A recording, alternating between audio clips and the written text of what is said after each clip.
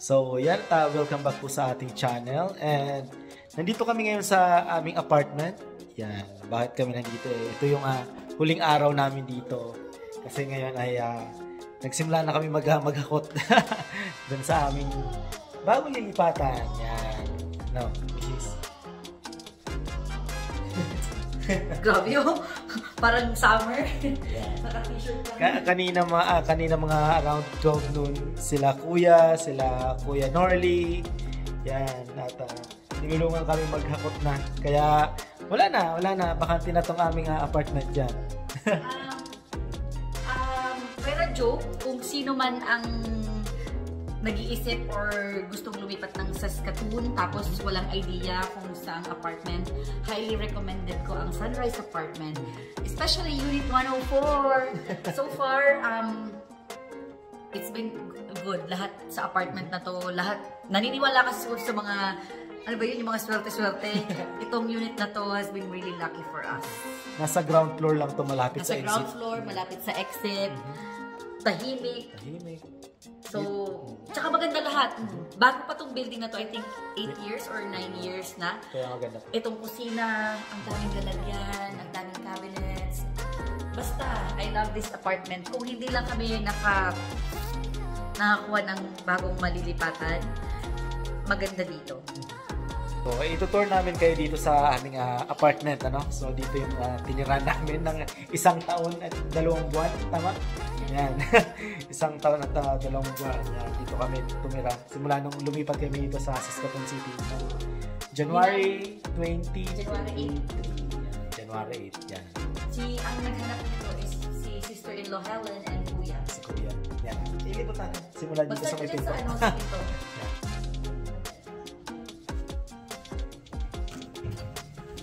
Yan, pagpasok nyo, nandyan siya. Ito ang best part. Yan, ito yung laundry. Pagpasok nyo dito, yan. Kasi, laundry. Sa iba, galing kaming Toronto, ang ibang apartment doon, hindi iba, madalas, ang laundry sa basement, tapos common. Anong tawag nun? Common laundry. Pero ito nasa loob ng apartment. So, anytime, pwede ka maglaba. So, yung kitchen nila, medyo... Oh, I love the kitchen. Ang daming cabinet. Oh, maganda itong mga cabinet na. As in, mga... Lalo na si Mrs. Gustong-gusto mga cabinet. Gusto ko itong mga cabinet na to. Hindi mo... Ito, hindi namin nagamit. Ni isang beses hindi namin nagamit kasi Pilipino. Hugas kamay. Hugas dyan lang sa ano. Yan. Ito yung kitchen niya. As in. Kitchen, as in. Ikaw na lang mag-iisip ko anong ilalagay mo. Yes, anak, you can, oh my God. Like, pinicturean ko to para for future. Oo nga eh. Mamimiss din natin to, sigurado. Maganda to para sa maganda tong apartment na to. Tapos itong ilaw na to, bumili rin kami ng ganyan. Nilagay namin dun sa kitchen namin. Kaya nagustuhan namin yung ilaw na yun eh. Tulad nun yun. Tapos may aircon kami dito pero never namin ginamit. Kasi hindi naman mainit. Kahit summer. Kasi, hindi naman masyado kasi mainit talaga dito sa loob. Siguro nagamit namin yan accidentally kasi napindot ni Isabel. Tapos, hindi, sila, Papa Joseph, Mama Mary, kasi yan. Hindi pa namin nadala kasi kailangan namin ng lalagyan. Yung internet router nga namin nandun pa, kukunin ko mamaya. Washroom. Ay, dito may, dito. Tapos ito yung yan, yung lalagyan ng mga jackets. Mga maleta. Diyan namin nilagay yung mga maleta namin. Tapos ito yung mga coats. Tapos dyan yung mga panglaba. Panglaba. It's up to you. Mga paper towels, dyan namin nilalagay. Yeah, pero maleta at least may naitago namin yung maleta. Ilang maleta yun? 4. 4. Yan, sakto. Tapos washroom. Tapos ito yung washroom. Yan. Huwag mo na ipakita yung ano. Takpan natin to. Yan. Yung shower. Ang bathtub na gamit. Dito sa Canada, dito karamihan ng apartment dito ay talagang may bathtub kayo. Yung gamit na gamit ni Isabel yung bathtub na yan kasi gustong-gusto niyang lumangoy-langoy palagi. Yan. Tapos ito, yan. 1 bedroom. Yan. Mukhang maliit pero... Ayan. Mukhang maliit yan pero tamang yan. Maganda lang yung size niya. Daddy look. Under. The heater. Ay, matagal na ito hinahanap. Na dito lang pala. Yung isa ng ng Apple. Nakuha. Matagal na itong hinahanap. Matagal mo na ito hinahanap pa. Nahulog. Tagal na hinahanap yan. Nandun pala. Nandun, yung kama kasi namin, yung part ng ulo nandun. Ay, pinaglaruan siguro ni Isabel. Last year, nung nagsimula kaming magrenta dito, ang bayad namin dito ay 1,210. Ngayon, tumaas na sila, naging 1,265. Pero okay pa rin kasi itong unit nito ay maganda. Tapos tahimik, tapos nasa banda ng Stonebridge, tapos bago. So, okay na okay. Compared sa pinanggalingan namin na 1.9, tapos ang laundry, bababa ka pa sa basement. Oh my gosh. Nasa downtown Toronto pa tayo. Grabe. 1.9 ba yun? Hindi. Ang sinasabi kong 1.9, yung sa mga kakilala ko na 1.9 ngayon ang pinabayaran. So, nung tumira kami sa downtown Toronto, yung kasi naman, nakuha pa ni Mama yung 2010 pa. Yung apartment niya yun. Tapos, nung nakabili na si Mama ng bahay, lipat kami. Basta natandaan ko, 1,200 na ata yung renta sa downtown. Ngayon ata sa downtown Toronto, one bedroom is 1,600 na. Tapos ang laundry nasa basement. Nasa basement lang. Ito, ayan o. So ngayon, bago kami umalis, maglalaba. Lalaba muna ako. Maglalaba muna. Kasi kailangan din namin itong palinisan para makabalik yung security deposit namin. Oo nga pala. 1,000 din yun. Tapos, hi to Jonathan, our super, ng bike-bike din. Sabi niya, ayaw niya kaming i-let go, kaya na, we need to move. So, yun at yun talaga, kami ay nakabili na rin ng sarili namin. Kaya nga, sabi namin maswerte itong apartment na to. Kasi gawa ng 11 months pa lang, 11 months, nakakuha na kami ng sarili namin. Gawa ng late lang kami lumipat kasi merong renovation na ginawa din sa washroom. Kasi yung washroom ay lugar ni Mrs. yun. Pinabago lahat yung washroom na nabili namin ko. Overtime, so, papakita namin yung mga konting paglilipat dyan. Sila kuya, tapos sila Kuya Nelly. So, yan. Ebonite family. Sila Ebonite family yan.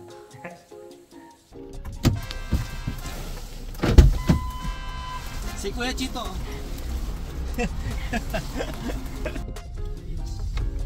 Kumuha na ng order. Cut mo. Nag-order kami ng crispy pata, sisig, lumpia, and pansit. How much lahat, Dad? 155. Lahat ito small. Nag-tip ka pa. It's okay. 20. Also, 130 lang yung order, no? So, ano siya, good for 8 to 12 people na. Maluto pa, di ba?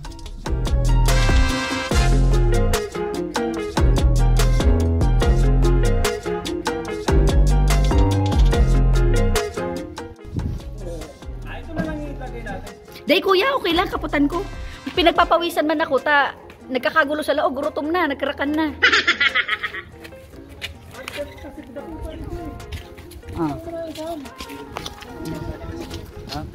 Pwede kayo lang, Baka magaskasan?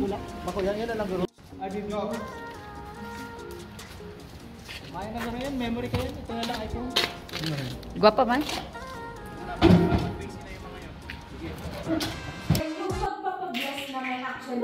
Pwede kayo na lang din. Kaya nga, yun kasi kung ano yung sila, Oh, yan na. Lipat. Kada po mga visitors. Bread! Bread!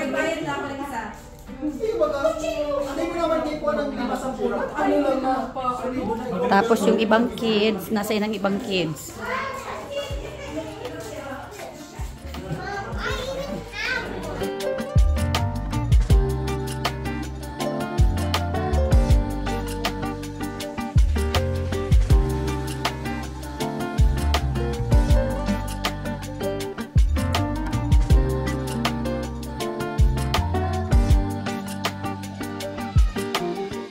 One day later. So, yan, after namin dito kahapon, tamang-tama ay nagpalinis si Mrs. kila Ate Princess.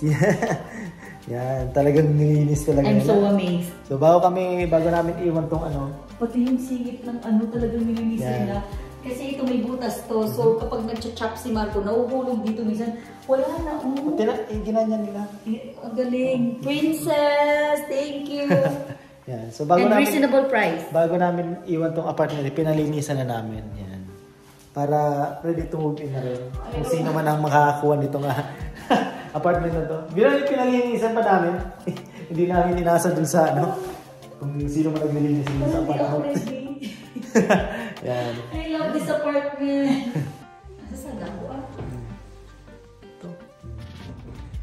Ref, lahat. Enough nila to.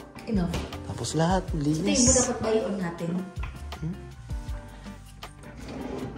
Naka-on ba yun ng ano? Ng ano tayo dito? Lumipat tayo dito? Hindi ko maalala. Hayaan mo, si Jonathan sa Martes niya. Yeah, kasi sabi ni Princess, enough nila para hindi na tayo ma-charge sa kuryente. Hindi. Pinaputol mo na kuryente dito. 15 ng 15. Kaya hindi na natin cargo yung ano dito. Kuryente. So yun, yan. Ilinis lahat nila. Galing. Yan.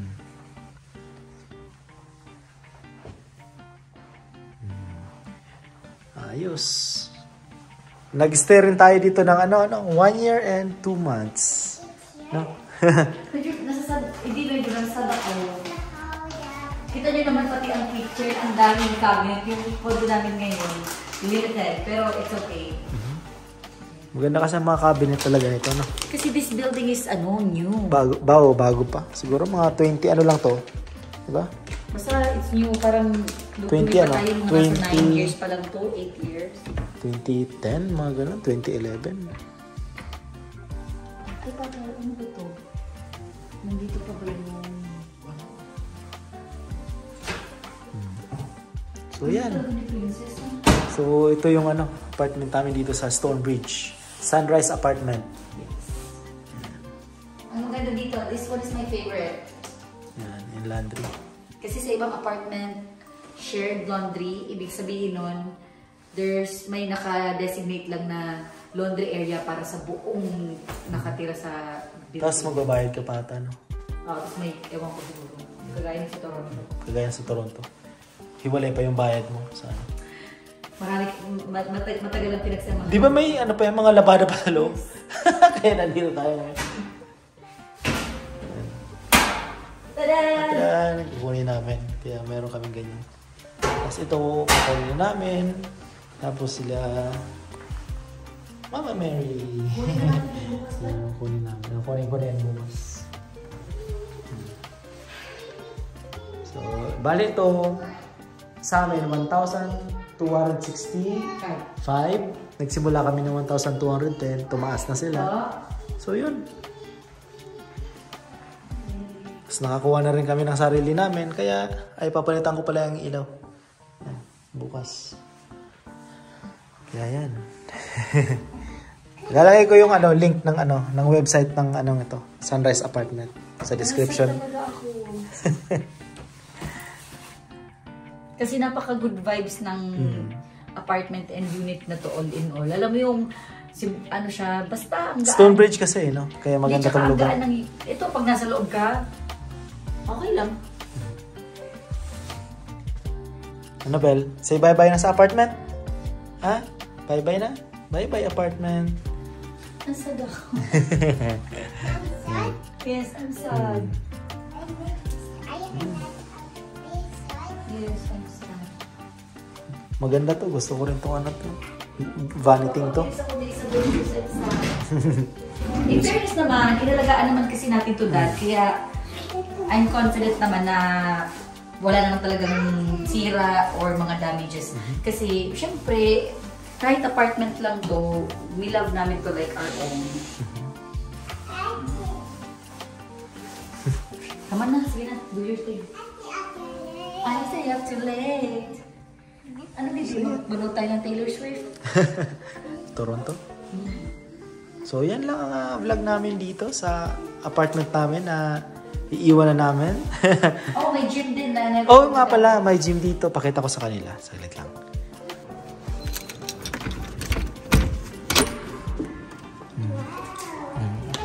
Ito yung yan. Ito yung gym ng apartment na to. Table tennis. Yan. Kaya okay itong lugar na to.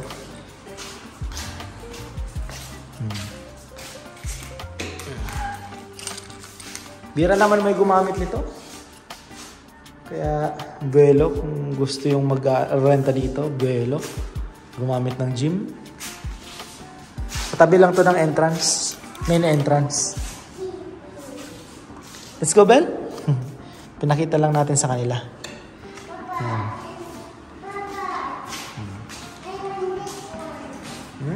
Mario? It's close, baby. Let's go. So, yan yung entrance. Ito yung gym nila. Yan. Kami, Unit 104. Let's go. Yan yung yan ang palagi namin ginagamit. Side, exit namin and entrance. Tadam! Ito na. Parang, excuse baby. Papa say no. Oh, why is Papa saying no? Gusto maglaro doon sa Pac-Man.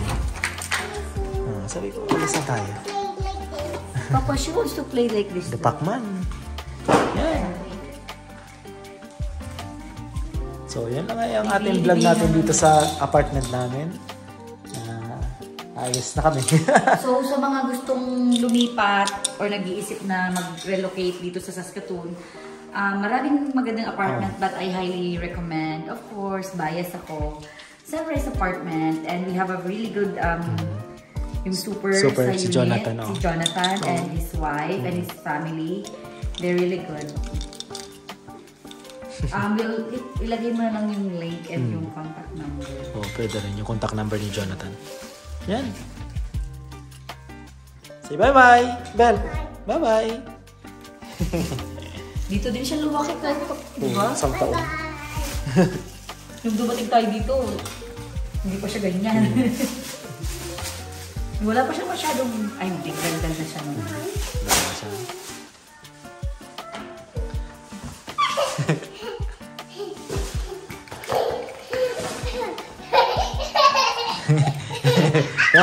No!